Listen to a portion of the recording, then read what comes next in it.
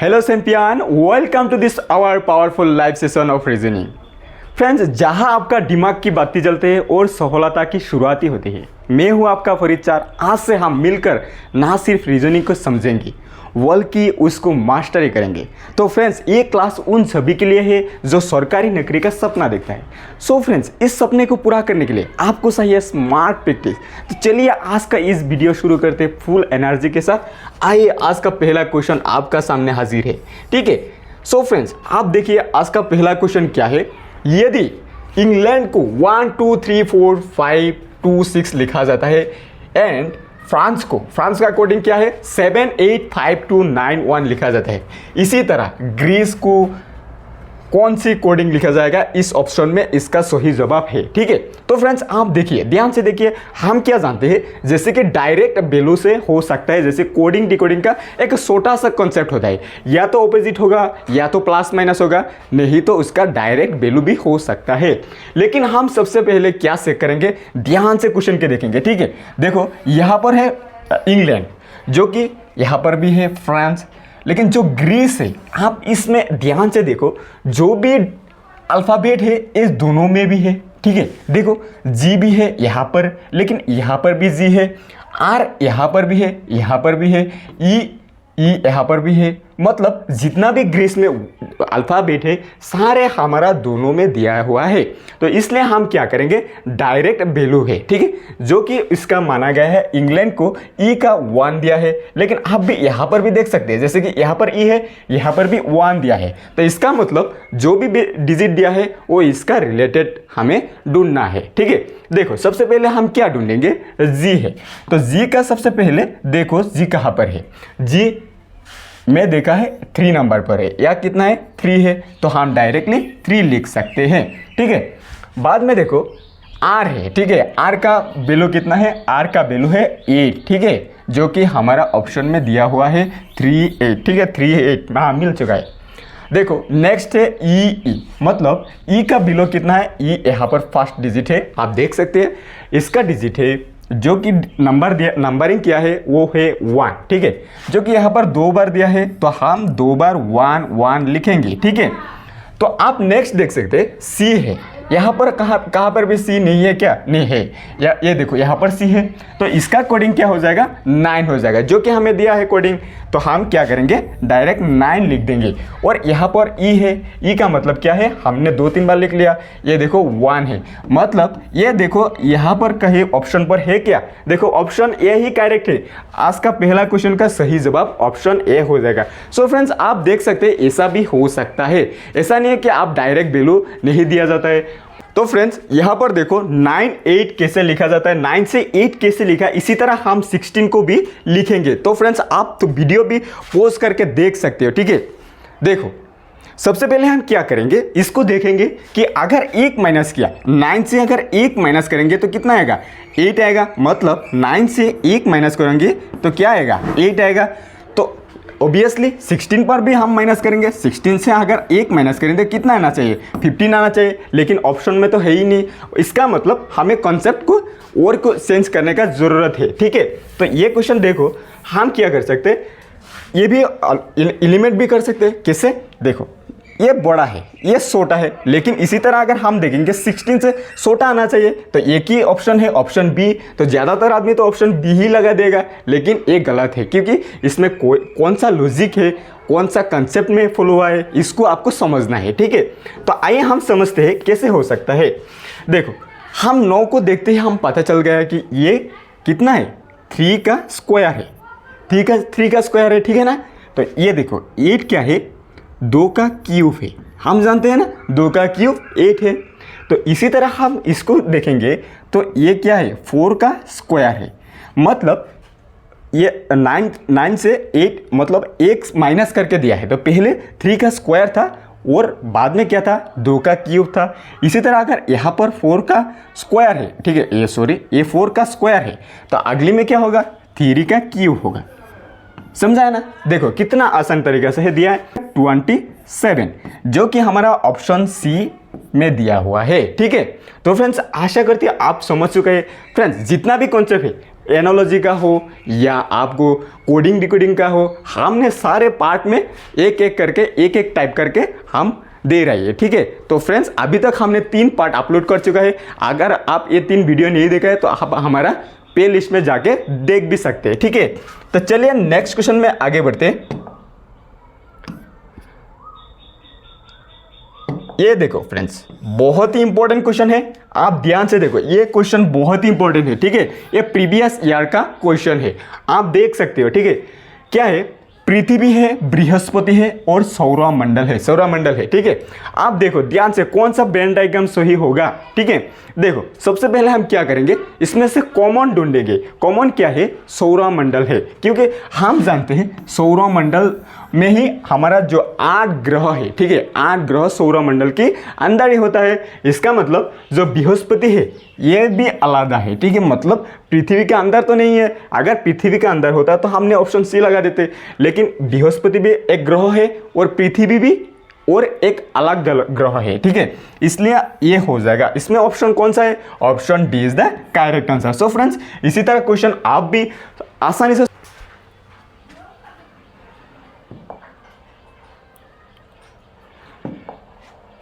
तो चलो 4 number question देखो। यदि ये भी बहुत ही इंपॉर्टेंट क्वेश्चन है, आप ध्यान से देखो, ठीक है।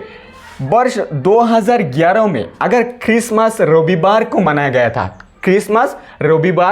गया था, तो वर्ष 2012 में क्रिसमस किस दिन मनाया जाएगा, ठीक है, मनाया जाएगा।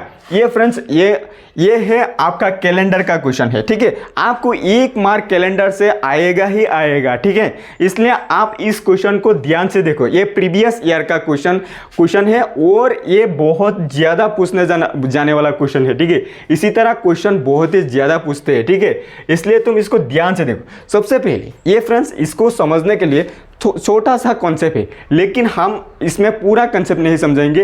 इस क्वेश्चन में कौन सा कॉन्सेप्ट है, अगर इसी तरह क्वेश्चन आएगा तो हम जिस कॉन्सेप्ट में आपको बताएंगे इस कॉन्सेप्ट से आप पूरा कर सकते हैं, मतलब सॉल्व कर सकते हैं। देखो इसका मतलब 2011 में क्रिसमस हम जानते हैं कि 25 दिसंबर में होते हैं। कितना दिसंबर में? 25 दिसंबर में होते हैं।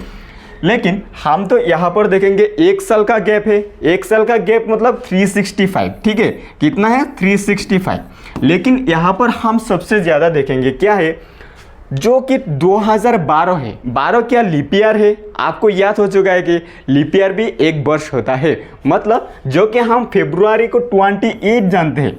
जैसे ही लीप ईयर आ जाता है, इसमें क्या हो जाता है, हर 4 साल में लीप ईयर वर्ष होता है। इसका मतलब एक जुड़ जाता है, 29 हो जाता है। लीप ईयर वर्ष में एक जुड़ जाता है और 29 हो जाता है। यानी अगर हमें 1 साल में गैप 365 होगा तो एक यहाँ पर लीप ईयर वर्ष होने के लिए इसको क्या मानेंगे? 366 हो जाएगा। तो अभी हमें जितना भी 1 साल का गैप मिल गया, तो 1 साल का गैप मिलते ही हम 7 से भाग करेंगे। कैसे भाग करेंगे? 7 से भाग करेंगे। अगर हम 7 से भाग करेंगे तो 7 पंजे कितना होगा? 35 हो जाएगा, ठीक है ना। 35 हो जाएगा तो कितना आएगा? 116 आएगा। तो 2 से अगर हम गुना करेंगे तो कितना आएगा? 14 आएगा, ठीक है। 14 आएगा मतलब दो एक्स्ट्रा रहेगा, जो भी एक्स्ट्रा रहेगा उससे हम प्लस करेंगे। जैसे कि हम रविवार था, रविवार का बाद क्या आएगा? सोमवार आएगा और मंगलवार आएगा, ठीक है। इसका सही जवाब हो जाएगा ऑप्शन बी, यानी मंगलवार हो जाएगा।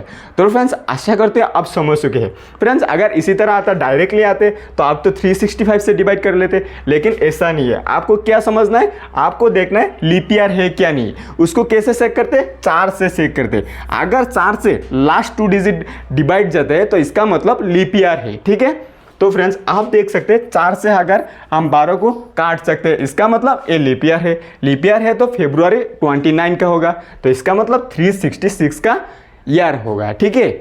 तो फ्रेंड्स चलिए नेक्स्ट क्वेश्चन को हम देखते हैं। ये देखो बहुत ही ज्यादा इंपॉर्टेंट क्वेश्चन है। देखो 5 नंबर क्वेश्चन है, ठीक है। ये क्वेश्चन बहुत ही इंपॉर्टेंट क्वेश्चन है। आपको इसी तरह क्वेश्चन जो कि जो कि फ्रेंड्स क्या है, एनोलॉजी का है, बट ये तो बॉक्स में है, बॉक्स में ज़्यादातर ऐसा क्वेश्चन आते हैं, ठीक है। हमने ऐसा ही नहीं बनाया, इसको भी प्रीवियस ईयर क्वेश्चन से लिया है, ठीक है। तो तुम इसको देखो, कैसे देखो फ्रेंड्स, इसको सॉल्व करने के लिए तुम पहले वीडियो को पॉज करो और तुम खुद को कोशिश करो, क्योंकि तुम जितना कोशिश करोगे इतना परफेक्ट बनते जाओगे, ठीक है। तो फ्रेंड्स देखो, इसमें क्या है, हम सबसे पहले इसका भी एक छोटा सा कॉन्सेप्ट होता है, जैसे कि हम देखेंगे सबसे बड़ा नंबर कहाँ पर है। यहाँ पर देखो, ये भी सबसे बड़ा नंबर है, ये भी सबसे बड़ा नंबर है, मतलब इस तीनों को कुछ भी करके हमें 29 लेके आना है, ठीक है। हम थोड़ा पेन को चेंज कर लेते हैं, ठीक है। क्या इसको ले लो, ठीक है। देखो मतलब मैंने अभी क्या बोला, जहाँ पे भी बड़ा नंबर है, बड़ा डिजिट है, इसको हम पकड़ना है, मतलब इन तीनों को कुछ भी करके ये लेके आ सकते हैं, ठीक है। इसको लेके आना है, तुम भी कोशिश करो, हम कोशिश करते हैं, ठीक है। देखो सबसे पहले हम क्या कर सकते हैं, इसको इस 29 लेके आने के लिए हम क्या करेंगे, इसको जोड़ेंगे। अगर हम जोड़ेंगे, क्या 29 आएगा? नहीं आएगा, बहुत बड़ा नंबर है, इसका मतलब गुना भी कर सकते हैं। अगर हम गुना करेंगे तो कितना आएगा, तुम ट्राई करो तो देखो कितना आएगा। अगर हम 2 से 3 को गुना करेंगे तो कितना आएगा, से चौका 24, 24 आएगा, लेकिन यहाँ पर 29 है। इसका मतलब क्या है, देखो हम क्या करेंगे, स्क्वायर करेंगे। देखो 2 का स्क्वायर कितना है, 2 का स्क्वायर है 4, 3 का स्क्वायर है 9 और 4 का स्क्वायर है कितना, 16। अगर हम इसको सबको जोड़ेंगे तो तुम देखो कितना आएगा, 15 और आएगा 19 का 9 आएगा, मतलब 1 रहेगा, 2 रहेगा, मतलब इसका मतलब 29 डायरेक्टली बैठ गया है, ठीक है, बैठा हुआ है। देखो हमने क्या किया, इसको सॉल्व करने के लिए सबको स्क्वायर किया है और स्क्वायर करके सबको जोड़ दिया और 25 मिल गया। इसी तरह हम यहाँ पर भी स्क्वायर जोड़ना है। देखो 5 का स्क्वायर कितना है, 5 का स्क्वायर कितना है हम भी जानते हैं, 25 है, ठीक है। और 6 का 36 है। देखो 36 और कितना होगा, 61 हो जाएगा। देखो 61 हो जाएगा, ठीक है। तो हमें 102 से 61 को माइनस करना है, ठीक है। अगर हम 1 ठीक है, 110 से 61 माइनस करेंगे, ठीक है ना, 61 माइनस करेंगे तो हम कितना रहेगा, देखो 49 रहेगा, ठीक है, 49 रहेगा, मतलब यहाँ पर 49 आना चाहिए। 49 किसका स्क्वायर है, हम जानते हैं 7 का स्क्वायर है, 7 का स्क्वायर होने से यहाँ पर सही जवाब हो जाएगा, ठीक है। इसी तरह हम 7 कहाँ पर है, ऑप्शन ए पर है, यानी option A is the correct answer, ठीक है। तो फ्रेंड्स आप देख सकते हैं कितना आसानी से हमने कर लिया है। इसी तरह भी हो सकता है, तुमको देखना है, ठीक है, प्रैक्टिस करते रहना। ये भी एक कॉन्सेप्ट है कि स्क्वायर भी हो सकता है, प्लस में डायरेक्ट वैल्यू भी जोड़ के हो सकता है, ठीक है। तो चलो नेक्स्ट क्वेश्चन में आगे बढ़ते हैं, ठीक है। ये देखो से नंबर क्वेश्चन है, क्या बोला है, कौन सा अक्षर जी से उतना ही दूरी है, क्या बोला है, जी से उतना ही दूरी है जितना टी एम से है, टी एम से है। फ्रेंड्स क्वेश्चन देखने में बहुत ही छोटा है, लेकिन इसमें एक लॉजिक है। क्या बोला है हमें, लॉजिक क्या बोला है, जी से उतना ही दूरी है जितना टी एम से है, मतलब जी से इसमें कौन सा अल्फ़ाबेट होगा जो कि उतना ही दूरी है जितना टी से एम तक है। मतलब हमें इसको करने के लिए सबसे पहले उसका प्लेस वैल्यू को बिठाएंगे, ठीक है। प्लेस वैल्यू का हम डिस्टेंस देखेंगे कितना दूरी पर है। टी कितना पर होता है, T20 गेम होता है, हम जानते हैं। एम क्या है, एम तो 13 देखते हैं, देखो एम 13 के जैसा दिख रहा है, मतलब 13 होता है। एम कितना है, 13 होता है। अभी देखो इसमें से इसका डिस्टेंस कितना है, ठीक है, इसमें से 20 टी से एम तक कितना डिस्टेंस है, इसको देखो। ये देखो 7 डिस्टेंस है, मतलब 7 डिस्टेंस यहाँ पर भी होना चाहिए। इसमें से कौन सा 7 डिस्टेंस होगा। तो फ्रेंड्स इसमें हम प्लस भी कर सकते हैं, माइनस भी कर सकते हैं, क्योंकि प्लस करेंगे तो भी 7 का डिस्टेंस आएगा और माइनस करेंगे तो भी 7 का डिस्टेंस आएगा। तो इसका मतलब हम जी से प्लस करेंगे, जी से अगर प्लस करेंगे तो कितना आएगा, ये भी 7 है और एक साथ जुड़ेंगे तो कितना आएगा 14 आएगा। 14 जो कि n पर भी हो सकते हैं। अगर फ्रेंड्स यहाँ पर माइनस कर दे जी से, मतलब 7 से 7 माइनस करेंगे तो क्या होगा, नहीं होगा। मतलब नहीं होगा मतलब ऐसा नहीं है कि हम z भी पकड़ सकते हैं, मतलब z ले सकते हैं, z तो है ही नहीं। इसका मतलब option D is the correct answer. Friends ये भी प्रीवियस ईयर का क्वेश्चन है, सो फ्रेंड्स आपको ध्यान में रखना है, ठीक है। तो चलो नेक्स्ट क्वेश्चन में आगे बढ़ते हैं, ठीक है। ये देखो 7 नंबर क्वेश्चन है, क्या है, ये भी एक नंबर सीरीज नहीं है, ये अल्फ़ाबेट सीरीज में आता है, ठीक है। ये कोडिंग डिकोडिंग का ही पहला चैप्टर का ही क्वेश्चन है, तो तुमको देखना है, ठीक है। देखो हम क्या करेंगे, सबसे पहले इसी तरह क्वेश्चन देखते ही हम प्लेस वैल्यू को याद करेंगे। प्लेस वैल्यू डायरेक्ट याद नहीं करेंगे, डायरेक्ट बैठा देंगे। देखो सबसे पहले बी, देखो बी कितना पर आता है, बी 2 पर आता है, देखते ही आपको याद होना चाहिए। क्या देखते ही 11 की तरह है, 11 बैठा दो, ठीक है, 11 बैठा दो। एफ कितना पर है, 6 पर है। जे कितना पर है, 10 पर है। और फिर से जे है, जे है मतलब 10 है, आई मतलब 9 है, ठीक है, एन मतलब 14 है और एच मतलब 8 है, ठीक है। और यहाँ पर हमें 2 डिजिट बैठाना है, ठीक है, 2 डिजिट बैठाना है। तो B22 है, B22 है, F6 है, ठीक है। फ्रेंड्स आपको मैं बोलती हूँ इसको तुम डायरेक्ट वैल्यू याद कर लो, ठीक है। आपको थोड़ा बहुत ही आसानी होगा, क्योंकि इसमें से अगर आप रीजनिंग करने जा रही हो तो आपको ये बहुत ही ज़्यादा ज़रूरी है, ठीक है। तो इसलिए तुम याद कर लो, ठीक है। देखो क्या है, हम सबसे पहले देखेंगे एक में से दूसरा डिस्टेंस क्या है। देखो यहाँ पर B है, B 2 पर है, 11 क्या है, डिस्टेंस कितना है, लगभग 9 है, लेकिन यहाँ पर 4 है, यहाँ पर 1 है। मतलब ऐसा इस तरह में हम जैसे देख रहे हैं एक से नहीं होगा, ठीक है। तो मतलब हम एक एक सोर के भी देख सकते हैं। देखो B 2 पर है, मतलब ये 4 है, ये 6 है, ठीक है, ये 10 है, ये 14 है, और अगले में क्या होगा, ठीक है, अगले में क्या होगा। देखो तुम 2 से आया है, मतलब 4 प्लस हुआ है, 6 से 10 आया है, प्लस 4 आया है, 10 से 14 आया है, प्लस 4 होगा, ठीक है। और 14 से अगर प्लस करेंगे तो कितना आएगा, 14 का प्लस 4 ऐड करेंगे तो 18 आएगा। 18 मतलब क्या आएगा, देखो 18 का मतलब क्या है, ये भी R होगा, ठीक है, R का मतलब 18 है, R का प्लेस वैल्यू 18 होता है, ठीक है। हमें मिल गया 18 मिल गया, ठीक है। तो नेक्स्ट वाला में देखो, यहाँ पर देखो एक एक माइनस हो रहा है। तो पहला वाला में क्या 11 था, दूसरे में 10 आया, 9 आया, 8 आया, अगले में क्या आना चाहिए, 7 आना चाहिए। मतलब ऑब्वियसली इसमें क्या आएगा, 7 आएगा। 7 का प्लेस वैल्यू कौन सा आएगा, डिजिट कौन सा आएगा, अल्फ़ाबेट ये आएगा, जी आएगा। मतलब आर जी जहाँ पर भी है ये हमारा ऑप्शन सही हो जाएगा। Option C is the correct answer, ठीक है। तो चलो अगले क्वेश्चन में हम देखते हैं। तो फ्रेंड्स आशा करते हैं आप ये भी समझ चुके हैं, ठीक है। तो चलो नेक्स्ट क्वेश्चन देखते हैं।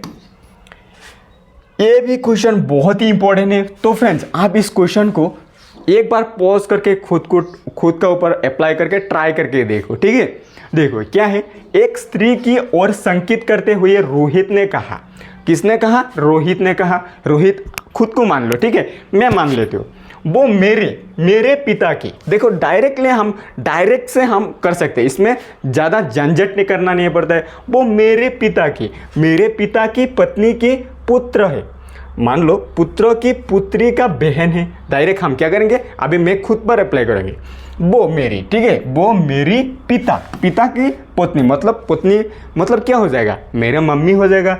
मम्मी की पुत्र, मम्मी का पुत्र कौन है, मैं भी हो सकता है और मेरा भी भाई भी हो सकता है, क्योंकि यहाँ तो एक लौता नहीं दिया। अगर एक लौता होता तो मैं खुद ही होता, तो इसका मतलब मेरा भाई भी हो सकता है। मान लेते मेरा भाई भी हो सकता है या मैं भी हो सकते है। भाई की पुत्री, तो मान लो मेरा भाई की पुत्री या मेरा पुत्री क्या होगा, मेरा क्या होगा, मेरा भी पुत्री, मेरा पुत्री होगा। देखो पुत्री का बहन तो मेरा पुत्री होगा ना, पुत्री का बहन भी क्या होगा, बहन भी क्या होगा, मेरा पुत्री है। अगर मेरा भाई का होगा तो भतीजी होगा, ठीक है ना। कितना आसानी से समझ गया। लेकिन हम फिर से जो कि तुमको समझ में आता है यही हम करेंगे, ठीक है। देखो मान लेते हैं कि एक स्त्री जो कि हम डायग्राम करेंगे, वो मेरे पिता की, ठीक है। मान लिया ये मैं है, ठीक है, ये क्या है, मैं है, मतलब राहुल कहा है। वो मेरे पिता की मतलब एक जनरेशन गैप हो जाएगा। मान लिया ये मेरे पिता, ठीक है। और पिता की पत्नी कौन क्या हो जाएगा, जनरेशन 1 हो जाएगा। मतलब हमने इसको संकेत कर दिया, ठीक है। देखो ये पिता की पत्नी है, मतलब माइनस है, ठीक है, माइनस कर दिया। देखो पिता की पत्नी की पुत्रों की पुत्री, ठीक है, पुत्रों का पुत्री, तो हम भी पुत्र हो सकता है, लेकिन यहाँ पर तो एकलौता नहीं दिया है, इसका मतलब बाय भी हो सकता है नहीं होगा ही, ठीक है। देखो हो सकता है मतलब डायरेक्टली तो नहीं दिया, हो भी सकता है नहीं भी हो सकता है, तो मतलब पुत्र मान लिया है, ठीक है। पुत्रों का पुत्री, पुत्रों का पुत्री, पुत्रों का पुत्री होगा और एक जनरेशन गैप होगा, 0 जनरेशन में आ जाएगा, तो -1 में आ जाएगा, सॉरी -1 पर आ जाएगा। मतलब ये देखो हमने क्या कर दिया, इसको पुत्री बना दिया। फिर से क्या बोला, पुत्री की बहन है, मतलब ये भी पुत्री है और एक भी बहन है, मतलब हमने ये भी बहन है, ठीक है। मतलब ये और ये एक ही सेम एक ही बात है, ठीक है ना।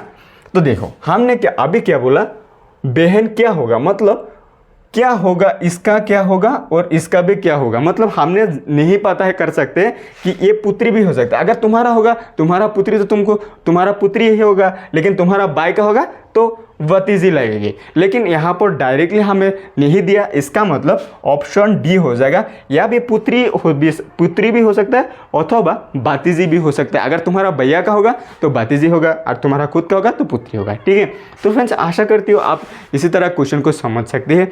फ्रेंड्स बहुत ही आसान है, आप खुद पर एक बार अप्लाई करो, बहुत ही आसान है, ठीक है। अगर आपको समझ में नहीं आया तो आप इसी तरह भी कर सकते हैं, ठीक है। तो चलो अगर हम नेक्स्ट क्वेश्चन में देखते हैं।